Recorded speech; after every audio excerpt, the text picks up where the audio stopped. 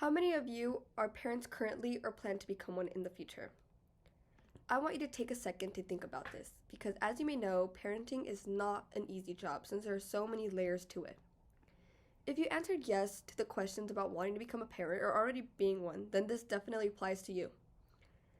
Have you ever thought to yourself and wondered whether there is a right way to parent your child, or are you just going to keep parenting the same way that you were taught from a young age? Well, all types of parenting can be categorized into four main groups. These main methods are known as uninvolved, permissive, authoritative, and authoritarian. The first form of parenting is uninvolved parenting, also known as neglectful parenting. Uninvolved parenting is when the child's parents are not very involved in their day-to-day life, and they do not have any sort of expectation for their child. The second form of parenting is permissive parenting. Permissive parenting is when the parent has little to no rules, but they're still there for their child emotionally. They have more of a friendship type of relationship rather than a parent-child relationship. The third form of parenting is authoritative parenting. Authoritative parenting is when the parents are very responsive to their child and nurturing, as well as having a strict set of rules and consequences for breaking those rules. They are also willing to listen to their child's viewpoint, but that doesn't mean that they always accept it. This form of parenting is also known as a democratic style in the way that the child still gets a voice in the situation. Lastly, the final form of parenting is authoritarian parenting. Authoritarian parenting is a method that involves having strict, non-negotiable rules for the children. Parents have strict consequences for disobeying those rules. You may not parent your child exactly like one of these methods, but it will always fall under either one or multiple of these categories. Here in the US, roughly around 46% of parents use authoritative parenting style, whereas 26% use authoritarian, 18% use permissive, and 10% use neglectful. To be clear, there is no wrong or right way to parent your child, but some parenting methods may work better for your child than others. The way you decide to parent your child is extremely important because it impacts the way the kids relate to other people, and that can affect their social interactions overall. It can also impact their mental health and behavior immensely. The way you decide to parent your child basically dictates who they turn out to be as a person when they grow up.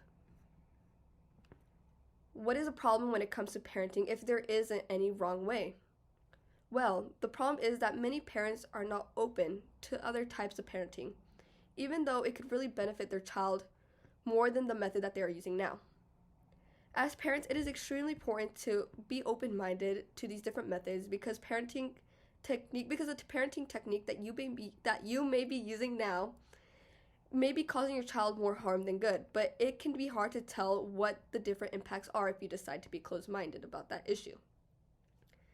A scholar by the name Roner R.P. states that parenting style not only directly affects the mental health of adolescents, but also has been shown to have a lasting impact on the development of adolescents' personality and other psychological characteristics. This shows that whether you choose to be open-minded or not, it can cause harm to the future generations because that child may grow up and parent their kid the exact same way because it is the only way that they know since that is how they were taught from very young. This is extremely dangerous because it could lead to a never-ending cycle which could affect future generations from now in a negative way instead of stopping and ending the cycle here with you. Being open to different methods can also show you and your child that it is okay to change and to be open to different perspectives, even if that means it would benefit you and the kid. Although there is no one specific person to blame for all this, all parents can technically be at fault here for not looking into other parenting methods and being willing to accept and try them out with their child. There are many reasons why people parent their kids the way that they do today, but some of the reasons can be rooted deeper into our past. One root cause is that it could just be how people were taught growing up, so they don't really know any better in a way. Some people may think that they grew up just fine that way, but every person is different, therefore trying different techniques is very important and also necessary. Another root cause is that there may be a cultural aspect that plays into parenting. Cultural norms about parenting practices typically influence how children are raised. These norms affect what beliefs, what values their parents teach their children, what behaviors are considered appropriate, and what methods used to teach these behaviors, these values and behaviors. In an article written by a scholar named Mark H. Bornstein, it says, cross-cultural study affirms that groups of people possess different beliefs and engage in different behaviors that may be normative in their culture but not necessarily normative in another culture. This shows how big of an impact people's cultural beliefs have on their parenting styles. Furthermore, another root cause is the parent's religious background, because it can be a big influence on how they decide to parent their child. For example, religious parents may be a little bit more strict when it comes to their child because they may want to raise them to believe certain religious beliefs. Therefore, it kind of makes it harder for some religious parents to be more open in trying these new methods to their religion.